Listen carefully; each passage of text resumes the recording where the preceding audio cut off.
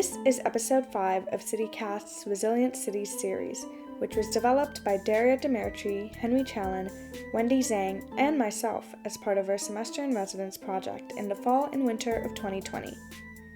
In this episode, Derya Demirci leads an interview with Danielle Koleyak, who is an environmental project manager at the City of Edmonton, about how the city built its climate change adaptation and resiliency strategy plan from the ground up, and the challenges that her team ran into while pushing for new climate plans.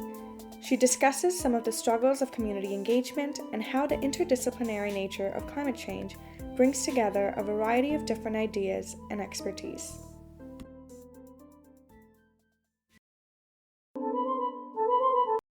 Before we get to the interview, I'd like to quickly mention that the application deadline for the CityLAB Semester in Residence has been extended from May 17th to June 15th.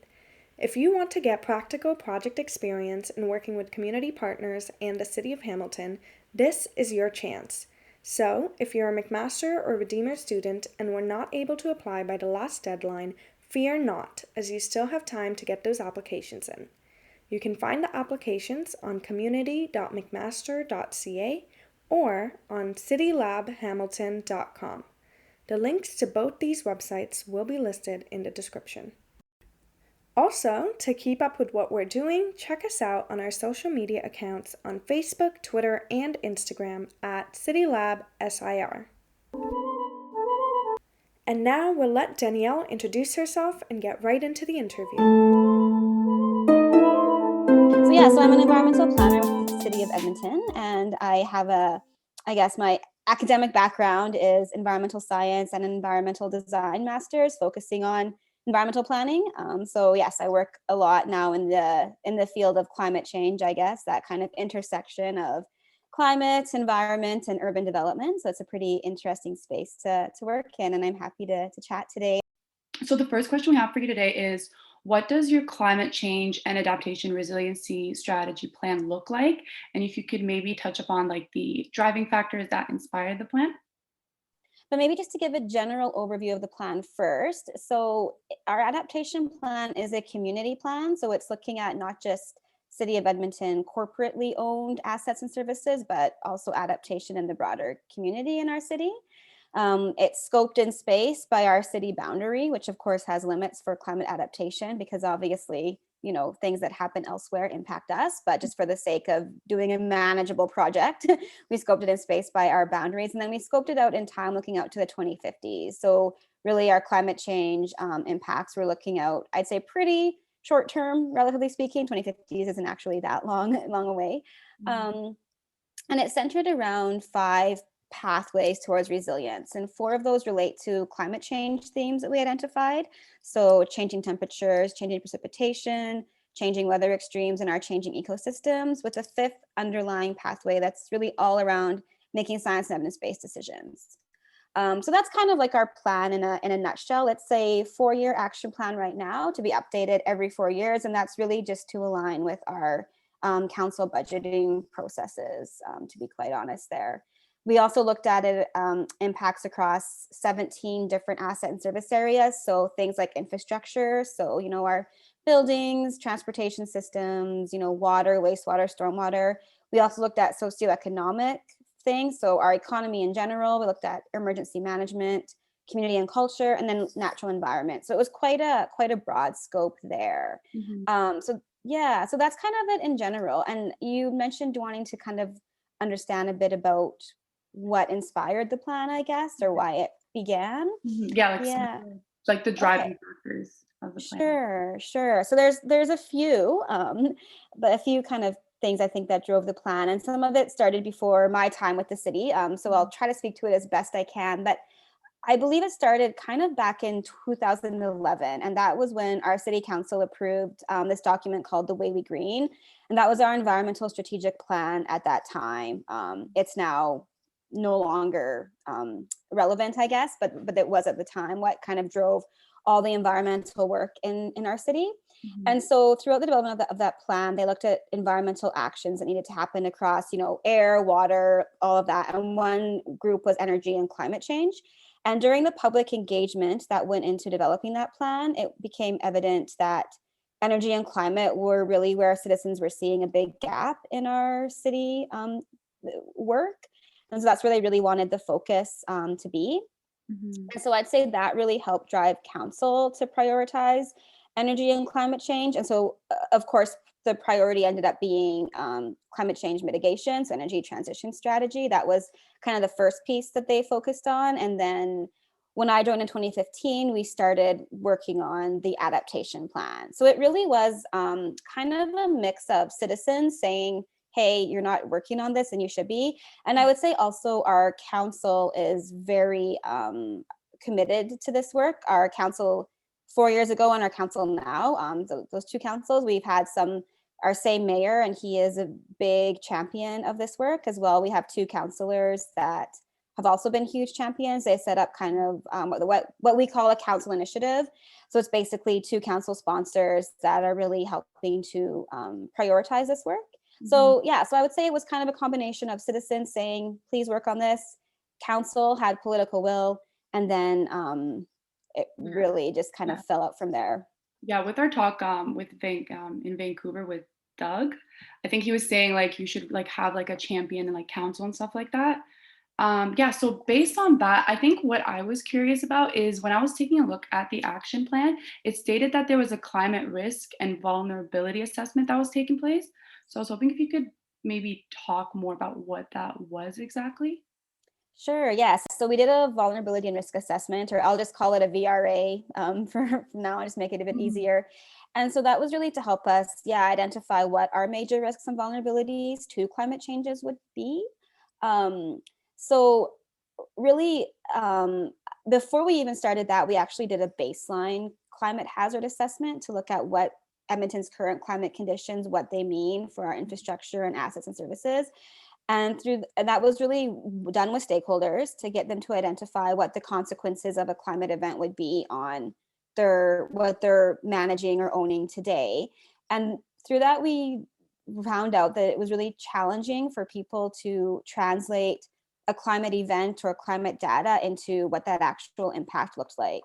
And so even before we went and did our VRA, we realized we had to do some kind of creative work to help stakeholders understand, if your annual average temperature is changing by 3 degrees, what does that really mean on different assets and services? So we did a lot of things like developing different renderings of what that could look like. We tried to look at similar contextual events that maybe had happened elsewhere and what those impacts were. So we kind of did all of that background work, I guess, before we jumped into our VRA. And then our VRA was really, so we did climate science modeling to figure out, okay, what are our expected impacts? And I said that we planned out to the 2050s, but we actually did modeling out to the 2080s as well. We did our climate science modeling based on 2 representative concentration pathways, or RCPs. And those are really the greenhouse gas emissions trajectories that independent groups of modelers develop. And that's what the Intergovernmental Panel on Climate Change, what they use in their assessments. So we looked at 2 of those. So RCP 4.5 and 8.5. 4.5 represents a low greenhouse gas emission scenario. It assumes that, collective global action has been taken, and it roughly aligns with the Paris Agreement. Mhm. And then RCP 8.5 is that kind of business as usual.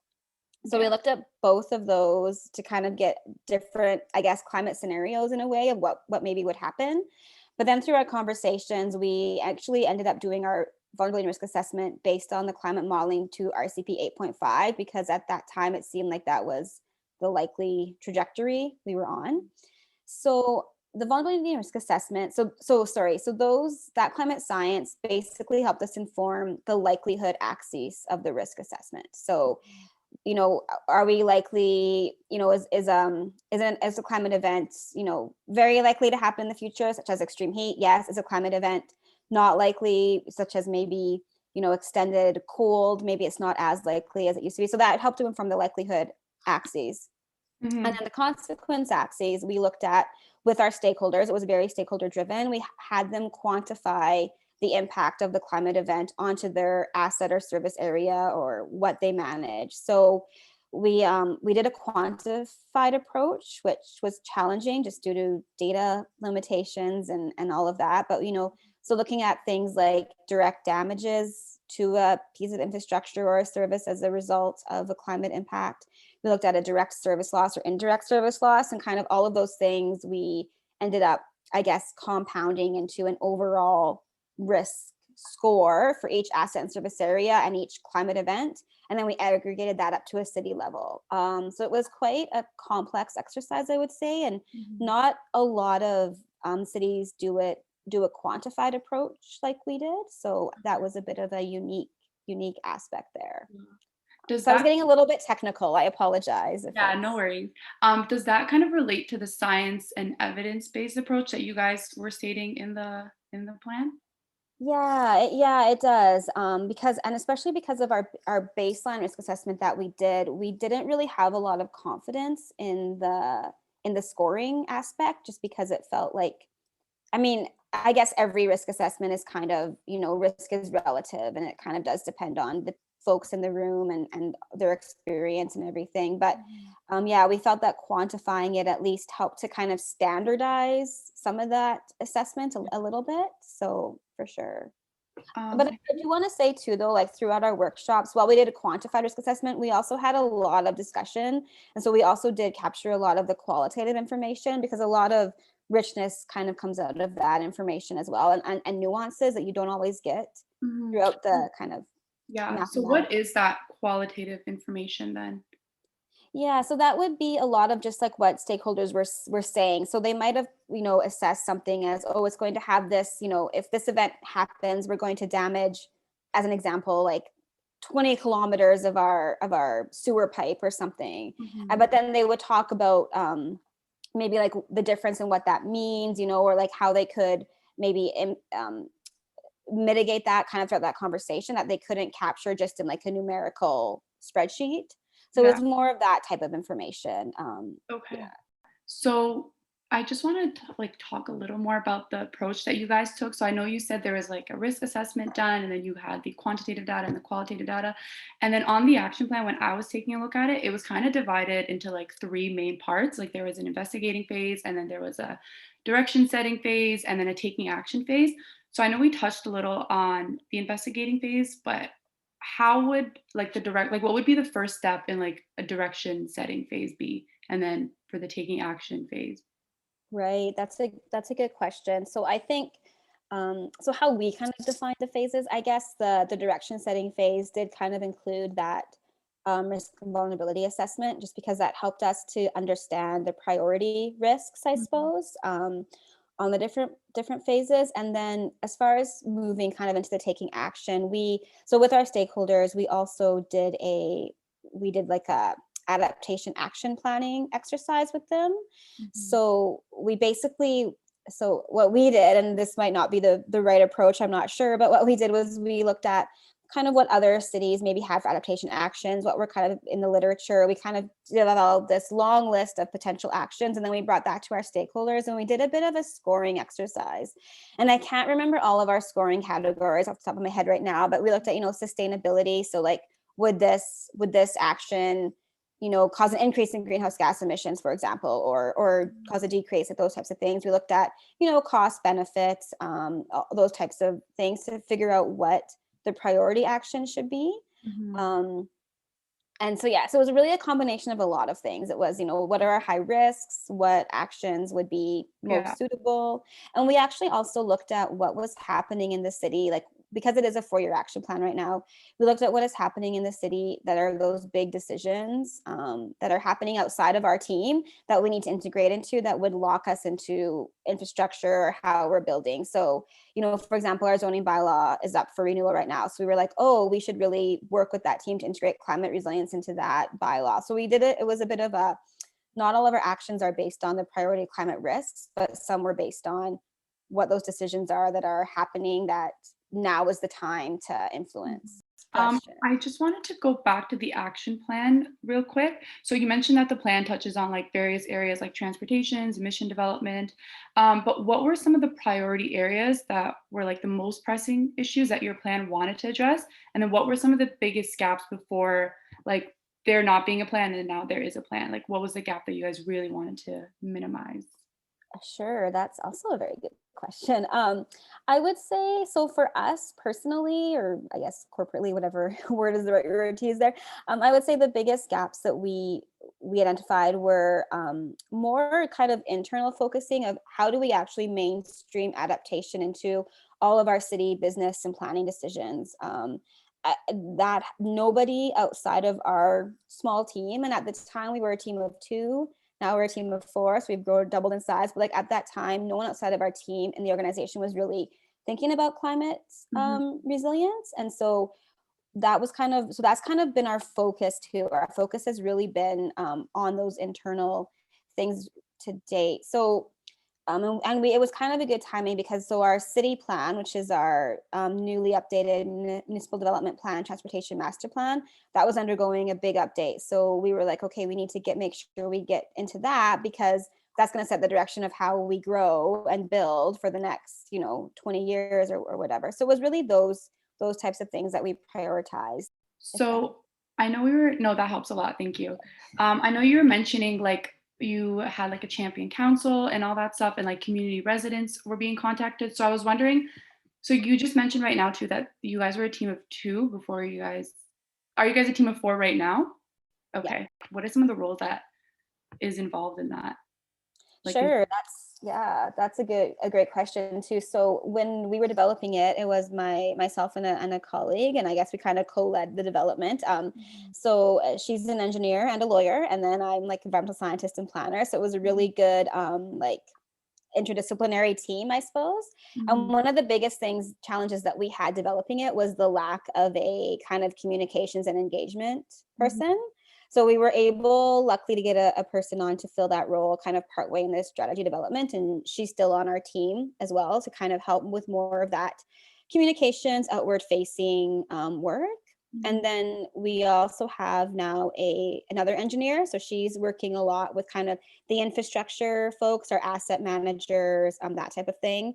I work mostly with the planning group and kind of that natural environment.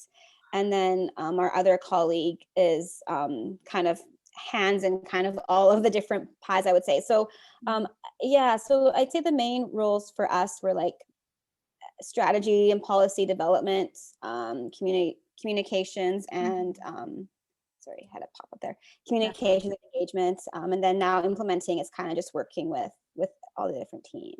So it's very varied roles. But I would say too, like one thing I think that was successful for us was having people with different backgrounds on the team, because climate adaptation is such a huge thing and tons of different disciplines are involved, and it touches on so many different things. So I think if a team can have kind of a variety of backgrounds, I think that helps. Yeah, so moving on, I know you mentioned like there were stakeholders and community residents. So I was wondering what type of stakeholders did you guys engage with? And then how did you actually get their input to form the plan? Sure. Yeah. So the stakeholder, so we did kind of take, I would say, quite a stakeholder-led approach. And again, that kind of came back to that interdisciplinary aspect of climate adaptation. Like I, don't know what an impact on a bridge like would have, right? So from the very beginning, we formed a stakeholder working group that actually was with us for the entirety of the project. And so those were stakeholders. So I mentioned that we looked at 17 different asset service categories. So our working group had a representative from each of those categories, one representative that would be kind of a internal City of Edmonton, one of our business partners, and then one representative from the broader community. So it was about 34 people that were kind of meeting throughout the entirety of the project. We'd get together kind of every few months. It was more of an ad hoc, I guess, when there was something to talk to them about and get their input on to help them really develop the plan with us.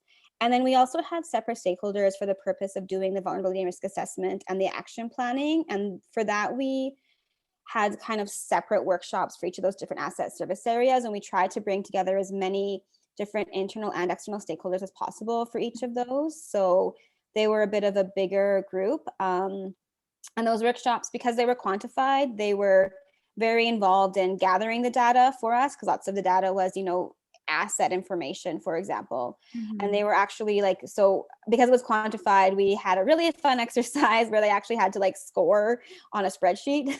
And so they actually did kind of that scoring themselves. So, and that really informed kind of the entire risk assessment essentially. So yeah, so it was a broad range of stakeholders.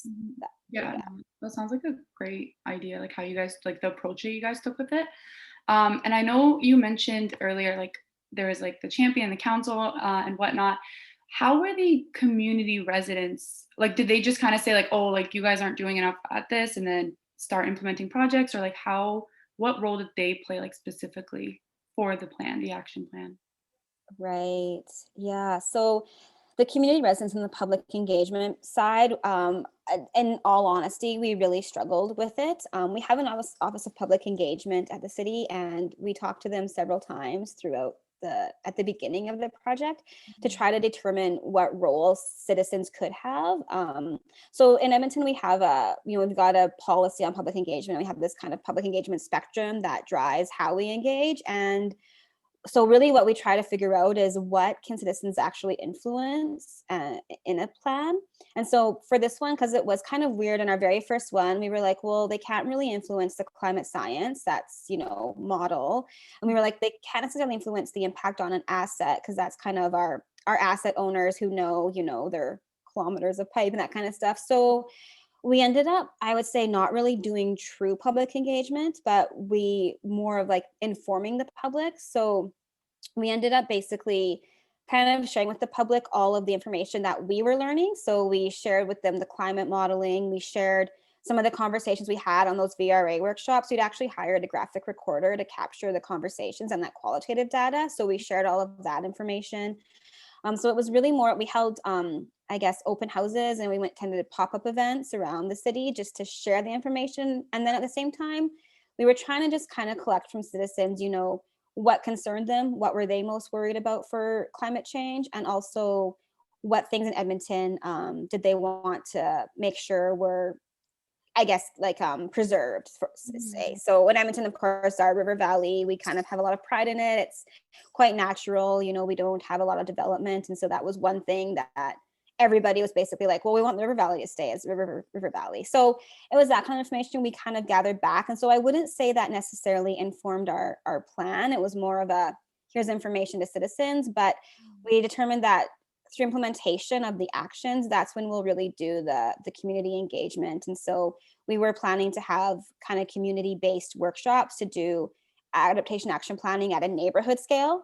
Those have been put on hold because of COVID, but I think the true engagement will come out now. So yeah, so it's more just like educating the public almost. Yeah, and keeping them informed on what we were doing, and like, so they didn't really influence the action plan, but going forward in the implementation is when. Yeah. Okay, and then if we could get a little more into the project. So I was just wondering, can you speak on some of the major projects that you and your team are working on, and like maybe just like some successes and challenges of the projects? Sure. So a lot of the projects now, like I think I mentioned before, are kind of internal facing. So they're not kind of those exciting, splashy projects, but to our team, they're really exciting because it's like, oh, we're getting integrated in. So some of the big ones. So our city plan, that's our MDP and TMP. We were able to get some good policy directions and intentions in there around climate resilience. So for us, that's a huge win, because now that we have those policies embedded in that statutory plan, it's like, okay, now we have to do it. So that's a huge win. And I would say that was really just working with the team. So much of it comes down to the individual people and the relationships that you have with the people. So that was a big success. Another project that we're working on is also getting it integrated into the zoning bylaw renewal project. And we were lucky that our urban and regional planning program at the U of A, they have a planning studio, and their students wanted to look at climate resilience and zoning. So we actually got them to do a great research project for us. And I think that's really helped the zoning bylaw team to understand it and to see what other cities are doing too, to kind of normalize it, I guess. So I'd say that was a big success, was working with our academic partners to help with that one. we're trying to integrate into our design and construction standards. So those set how developers develop and build basically. And that one is where I think we're running into a lot more challenge. Just some hesitancy to change how things are done. We're trying to figure out how, it can be challenging to get people to change how they do things and to understand the value of it, because, lots of times you just see that upfront cost. And so we're trying to figure out how do we show the benefit, because with adaptation actions, it can be really challenging to show an economic benefit because a lot of it is avoided cost. It's not a return on investment like a solar panel, for example. So I'd say that's been a big challenge for us. But yeah, those are, I guess, some of the big ones right now, unfortunately. So we just started implementing the program last year, I guess, and limited in resources, obviously. And I should mention too, so we're a team of 4, but 2 of us we're not dedicated full time to this work either. We have other work, so that's been limiting. And then our community. So we were going to start community adaptation planning at a neighborhood scale, and that's been put on hold. So that's been a bit challenging. But we have this program in Edmonton. We have community leagues, they're called, and it's a pretty they're pretty established, I guess, leagues. And through them, we have a Green Leagues program where basically their president of the community league will take a course on sustainability and get, certified as a Green League person. And then they kind of spread out that information to their members. So we're working through them to help kind of build that community capacity, because these, they're leaders in the community. So we held a series of adaptation league workshops last year, and we were going to hold more this year. And of course, the pandemic kind of change that. But that wasn't an exciting one. I think that one looked like it was starting to be successful, just because there was a lot of interest in the community and people were, quite, when you kind of show them the impact climate has on their lives, they're quite interested. So yeah, so I think those are some of the bigger projects. And then we also have some research projects on the go. Of course, with climate change, there's always new research and evolving research. And so in 2018, we held the city's IPCC Climate Change Science Conference. It was hosted in Edmonton. And out of that, we had some leftover allocated funding dollars that we were able to create into a research grant program. So now we get, researchers. So for example, for adaptation, we have 3 research projects on the go right now. Excuse me. One is looking at regional downscale climate modeling for extreme weather events. One is looking at a wildfire risk assessment within the City of Edmonton boundaries, and one is looking at vulnerable populations and heat. So we're able to do some of that kind of neat research as well to help us inform programs down the road. So I'd say like those kind of buckets of mainstreaming, community, and then the getting more research are kind of those big projects that are, and they're exciting to us. They might not sound super, thrilling, but Yeah, no, they sound pretty cool. I was also just curious, so when you're talking about all these projects and like the Green League and all that, what were some of the best practices that you guys made sure that was like involved, like when creating the plan and like implementing it, like some of the best practices involved for that, for all the projects or any? ooh, that's a challenging question. I'm I'm not sure if I do know best practices. I feel like I'm learning as I go for sure, and a lot of it does seem to be, trial and error. But I guess one thing that I'm learning is just that the need to really be able to kind of help people understand why they should care about this stuff. You know what I mean? Like um I've learned that, just presenting climate science data and graphs and stuff doesn't really get you anywhere. It really is trying to figure out how to connect that to people and to their lives and their livelihood and their activities. So I think that's been something that we're learning along the way. I think too, another best practice, and this is kind of a general, maybe obvious one, but just, having stakeholders and people involved from the beginning, if you can, to help them feel like they have and I know we didn't do that with the public, but hopefully, as we get more into the actual neighborhood interventions, that will happen. But just so that people feel more ownership about it, and they agree with what's happening. Yeah, and I think, that's a challenging one for me, because I feel like a lot of it is so dependent too on what you're doing and who you're working with. And Yeah, I'm just curious on like when you say you want to make it like ownership and like more direct to the individual, like how you would like do that, because everyone's different, right?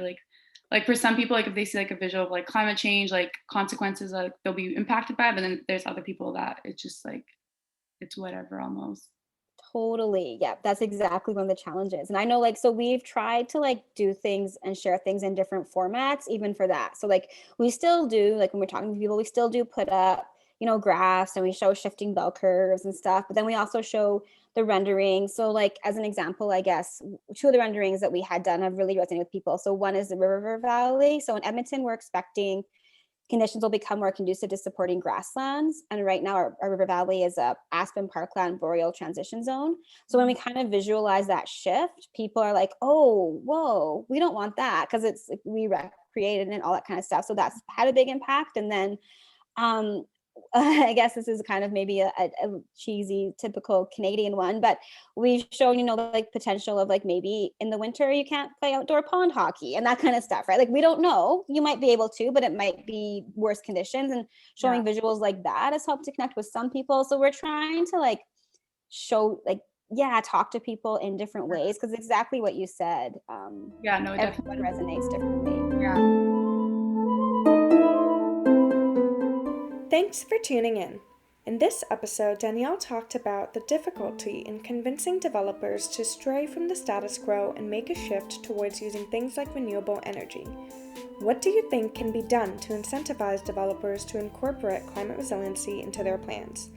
Share your thoughts with us by sending an email to citykast@citylabsir.org. We look forward to hearing from you. Join us next time for part 2 of this conversation.